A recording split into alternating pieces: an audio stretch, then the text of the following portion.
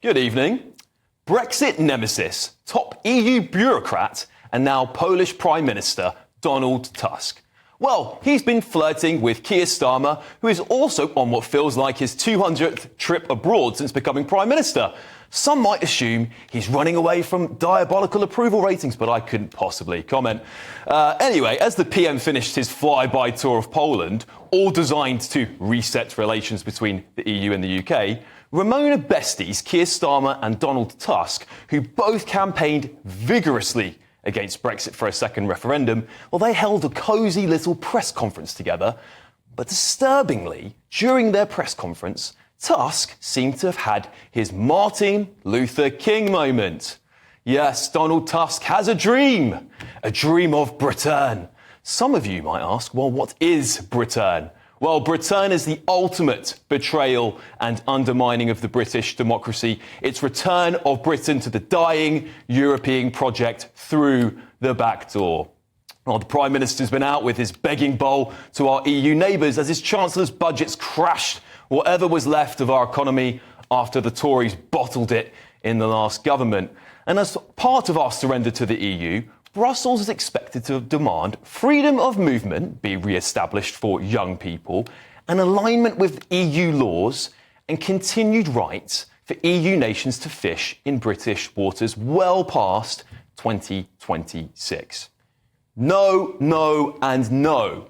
If this goes ahead, it will be the ultimate treachery of the largest exercise in British democratic history. The government, of course, would argue that closer ties with the EU would be tearing down unnecessary barriers to trade and prevent unnecessary border checks to help tackle the cost of food crisis.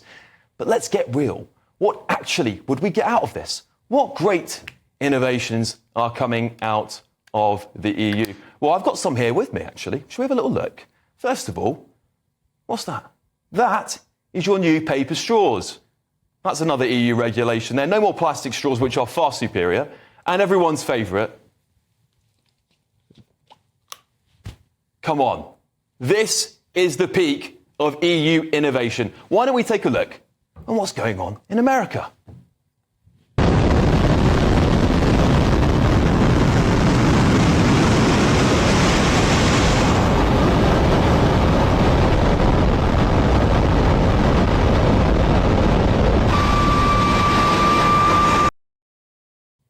Yeah, could the difference be any starker? Why on earth would we be cozying up to the dying EU economy when we could be partnering with the most pro-UK administration in generations and literally tie rocket boosters to our economy? Well, anyway, let's get the thoughts of my superstar panel. Joining me this evening is journalist and comms advisor Linda Jubilee, journalist and writer Peter Lloyd, author and academic Dr. Lisa Mackenzie.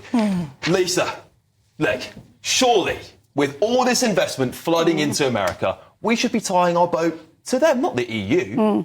Well, I mean, personally, I think we should be friendly with both. There's no. I think this was the misnomer about Brexit, that somehow when we left the EU we were not friends with the Europeans anymore, and we didn't want a relationship. That wasn't true. That's not actually what we voted for.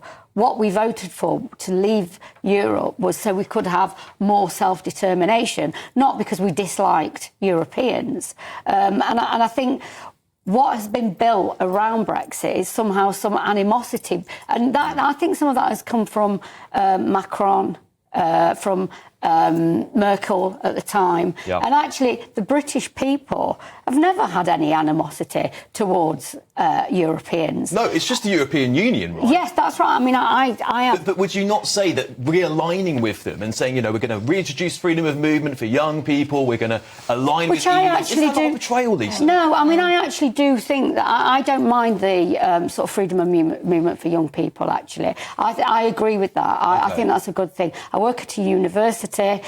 It's a good thing for young people to move around. And can we just say, before we go on, the Polish, the Polish who came here in the early 2000s are that sick of us and fed up of how rubbish we are. They're actually going back. Can we go with them? Cardiff's doing better, right? I mean, they're set to overtake us, aren't they? I live in Nottinghamshire, and on my border is a place called Shirebrook. And in the early 2000s, thousands of Polish migrants came over to work in the worst warehouses, and actually they're going home because they've had it. I know Polish families, and they've said to me they're going home, and some of their wives and husbands are English, and they're going with them. Well, Peter, is it not a good point? Like, surely this. I mean, I don't necessarily agree with Lisa on this. I think having more freedom of movement again is exactly what British people didn't like about the EU in the first place. They wanted to stop immigrants coming into the country and have control of our borders. That's just reneging on Brexit, isn't it? It is, but, it was always inevitable. Starmer was a die-hard fan of the EU and was clearly always unhappy with the fact that the referendum went the way it did. He's clearly tinkering in the background. He would never do it conspicuously, I don't think. I think he would never be explicitly pro-EU. But I think he's definitely working on things in the background. And, you can see from this press conference, I mean, it was so nauseating. I just think you can see what's really happening behind the scenes. It's undemocratic. And yet hasn't Poland closed its borders to parts of the world as well? They're very clear about who can and come into Poland. So I don't think Tusk should be telling us anything. Well, this is the point, right? So he's now got this resetting of relationship with the European Union. What does that mean? Well, that's what I'm going to ask you then. What does that mean to the average British person? What I can't get over here is this use of marketing speak to get us around certain situations. Now, what does it mean, reset? It doesn't mean anything at all.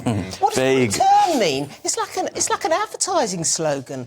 And politicians in this country and politicians internationally have got to get out of the habit of using this marketing speak to substitute from their lack of grip of a situation and their lack of solutions. It just doesn't work to have these flashy phrases all the time. Well, we've seen the Chagos Islands. This is another negotiation the British government are doing. There's another one. I think the British public are looking at that negotiation and saying, this seems like a bit of a disaster. We've actually handed it over to the Trump administration. Can we trust the government? But you know what Lisa, you're taking the words out of my mouth. You know what I know what most of the country... I mean, like I said, I come on this show and I come from... the sort of red wall areas. And I know what people are thinking up there and what they're talking about. And most people can't wait for Trump to come in and perhaps sort the world out, which is what a crazy place we're in. That's right. Where people believe that Donald Trump might be able to come in and some of this sort of mad stuff that's been happening, he might sort it out. Peter, Chagos is the complete... Is this a sign of how we're going to deal with the EU? I think so, yeah. It's going to be a nightmare. I think we're going to have right from Donald Tusk to Donald Trump, we're going to have him come in and sort everything out. How is Donald Tusk even allowed to intervene in the goings-on in this country? What I don't like... And at the end of the day, can I just say as well, if Keir Starmer says, even behind closed doors, I think we should be back inside the EU... Haven't we got to have the little matter of a referendum? No. Isn't that how we did it the first time, so that we were democratic? So we got an answer. I mean, I will tell you I was a Remainer, but we voted to leave, so I've gotten alongside it, and we have left. And we have to stick with making that work, because that was what the decision of a referendum was. What do you think would happen, though, if Starmer sort of says, I'm into this, what's it, remaining? Breturn. You're not going to get... Returning. That's obviously a marketing slogan. Returning. No, it's not working for me. I'm not getting it. So what if Starmer says, I think we should return? He's on minus 39. I mean, it would be the final nail in his coffin. Approval rate is through the floor. It's minus 30. He's got minus 39 approval. Minus 39. Apparently, it's the worst approval record we've ever had in any Prime Minister. Well, perhaps he's just going... Sort of. Perhaps he's just just gone, I'll just see how far I can go. But also, how would you cope with it all? You've got the grooming gang scandal, which is, profoundly worrying on a number of levels for this country. You've got your Chancellor of the Exchequer teetering on the edge of self-destruction. You've got David Lammy. David Lammy. Some would argue, right? Don't mention David Lammy. But I mean, look, some would argue that this is good for Britain. We have to have some sort of economic boost to the economy because, as I was saying, my monologue, it's in tatters, and actually this would be the quickest way to get a boost. So that's what some people would argue. I'm with you. Yeah. I think free movement of people, that's OK. My eldest boy got